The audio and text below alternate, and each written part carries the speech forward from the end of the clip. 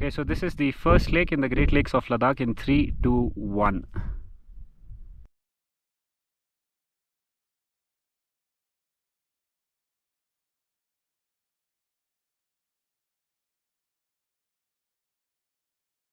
Now Sarchu acts as the boundary between the two Indian states, Himachal Pradesh and Ladakh.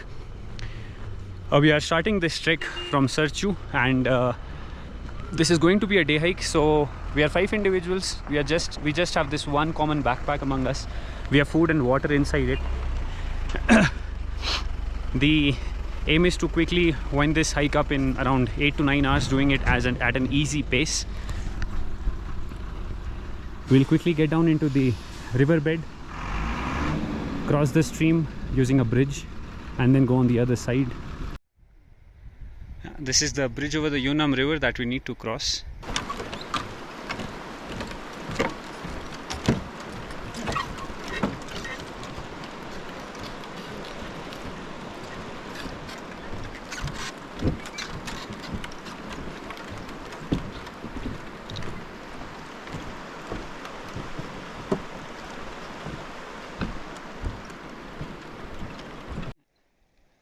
There's another small little bridge for a quick crossover.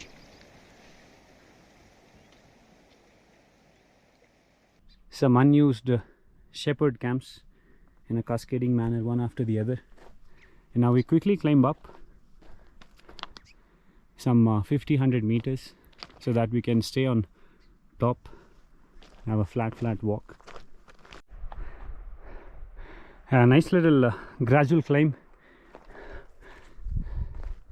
This dry and beautiful landscape, almost there. You can see the coat trekkers nicely hiking up, and then you come on this big flat ground. Yeah, we are here on the other side, 2.5 kilometers in 45 minutes. You see, that's Sarchu. That's where we're staying. So we just got down into the Yunam riverbed and climbed up to the similar altitude. That would be all in all Himachal Pradesh, and this is the sort of a traverse in which we are interested. And then the lakes are in one of the side valleys here. Beautiful landscape, pretty dry though, so make sure that you carry enough water bottles with you. First 3 kilometers done in the first hour, and now we just switched the backpack so we can just keep taking turns. Yeah, looking back at the Sarchu side, you see the peak in snow is the Lingti peak, 5800 meters, and this is the Lingti Chu, which basically means the Lingti river. More or less quite flat, guys. You can maintain a really nice pace. 7 kilometers in the first 2 hours. It's like 3.5 kilometers per hour, not bad. Nice, we have a water spring.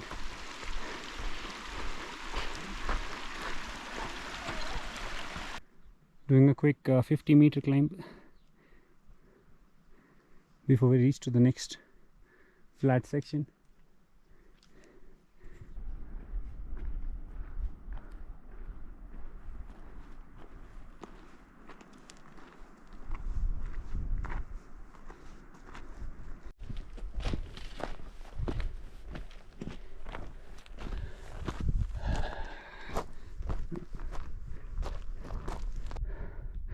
Short and steep, definitely takes a toll on the body. Not an easy one. Beautiful path.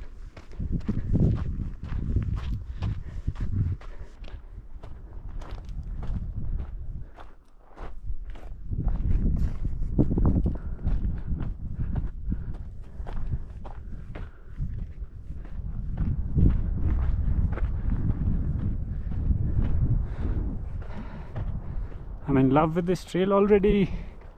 It's so nice. This is the highest point on our trail. Now we just nicely descend down, and you can see the beautiful Lingti Chu river valley. And after 1.5 kilometers, we'll have to get into a further side valley in which the lakes are. So this particular trail is mapped already. It's the Sarchu trail. There's also a trail on the other side, nicely visible, which one that is quite flat. But I am quite surprised at why the lakes are not documented. So let's do it today.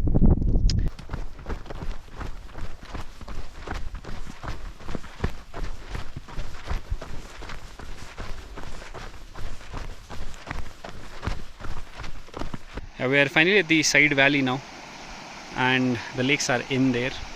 The water is super clean as well as clear. So we'll just wait here for the 3 other individuals. In the meanwhile, we can just dry our shoes, socks and the insoles. Pretty happy with the shoe. This is the Saucony Switchback 2. It has already covered some 700 plus kilometer in varied terrain, and it is still holding up. I got it stitched before coming onto this trip, but this is a very nice shoe, I guess. With a 4mm drop, I could nicely feel the ground, and it gladly hold up, and it very nicely actually is holding up even after a distance of 700 kilometers. Even the insoles are fine, they're really nice. Yeah. But I think the gear, it actually helps you when you take good care of it. So make sure that you, whenever you get a chance, you dry your feet, you dry your insoles. Voila, one person is here, and this is actually a very silent, pretty valley. I'm super excited about the lakes. Another hour will be there.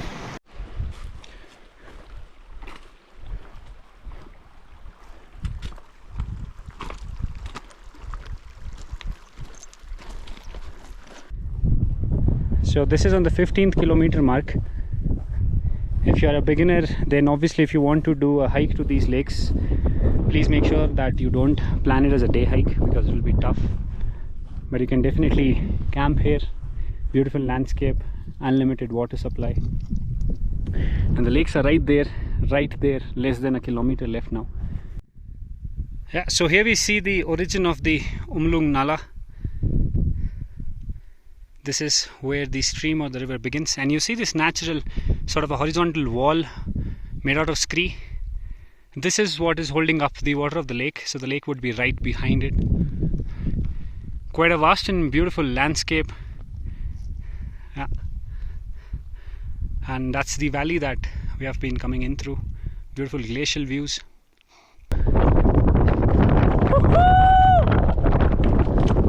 Oh man. I was not expecting this.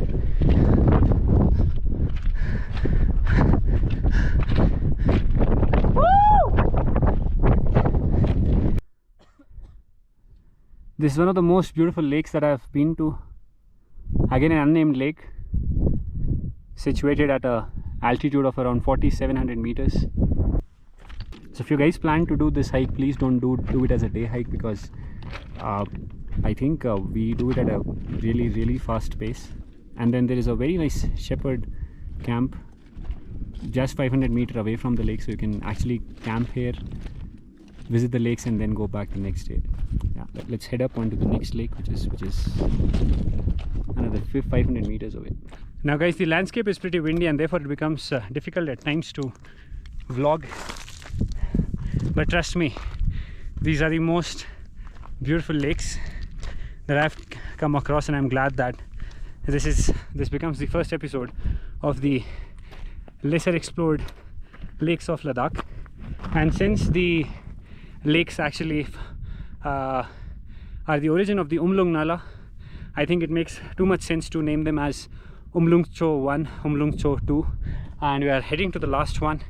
That is the one which is a little far away, and then if we find that there's enough water in it, we can name it as Umlung Tso 3. Whew.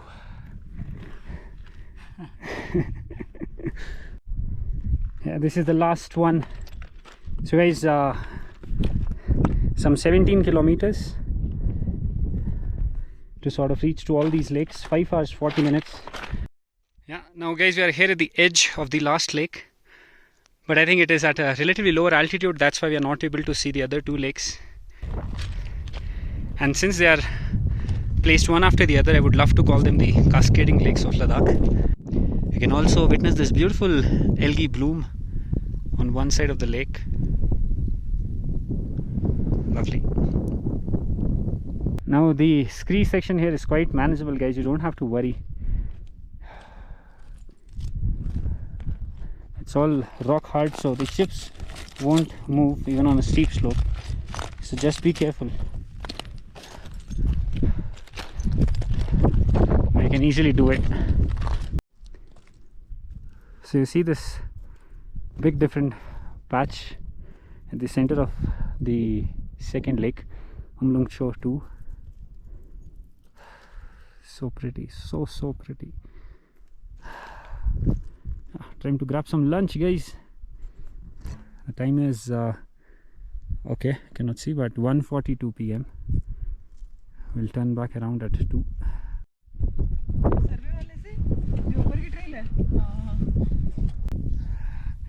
I just feel like staying here, but I have to go. And I can see how the water nicely sparkles because it's a clear day and the water body reflects the sunlight. So again, very important and crucial to choose a clear weather window to have a relatively easy and beautiful experience. Bidding our final goodbye to the lake, heading back.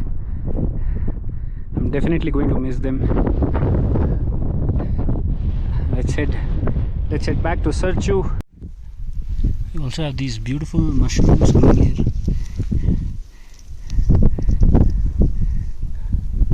There's another one. Yeah. Beautiful riverbed. Some 22 kilometers done in 8 hours. The time is 3:20. Again, a very crucial factor that actually control your experiences on high altitude is how clear the weather is on that day.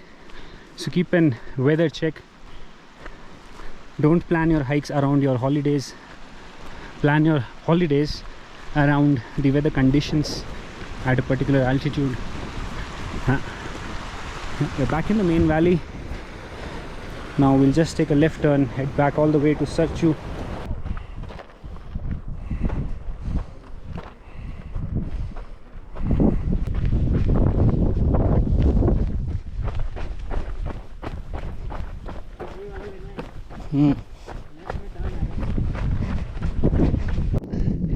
Guys, 5 p.m. we can finally see Sarchu.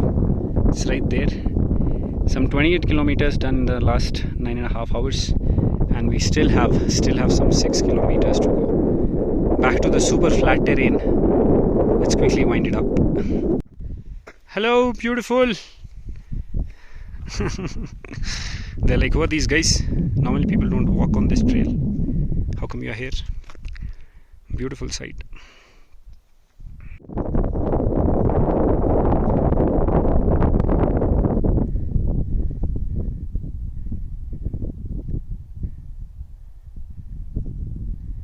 It's quite rare that we actually see something wild. Hello, little brown one. Yeah. Guys, 6:30 p.m. we are back at the dhaba. It's called as the K2 restaurant. Amazing hospitality and good delicious food. These are the statistics. So 34.3k in 11 hours. Boom, nicely done. Team shots. Yeah. Now guys, this is all I had for this video. Now if you have any queries related to hiking or trekking in general, or related to this hike in specific, then feel free to reach out to me in the comment section below, and I promise you a prompt reply. Now if you're someone who likes the idea of speed hiking and independent hiking, if you're someone who would be interested to learn the skill so that you can do all these treks in a self-supported and self-navigated manner, ensuring that you have a minimal ecological footprint, then I've also come up with a week-long field course on speed hiking. Now I've dropped the link to the web page that contains all the details related to the course in the video description below. Guys, this is all I had for this one. Thank you so much for all your time, all your support, and I'll see you in the next one.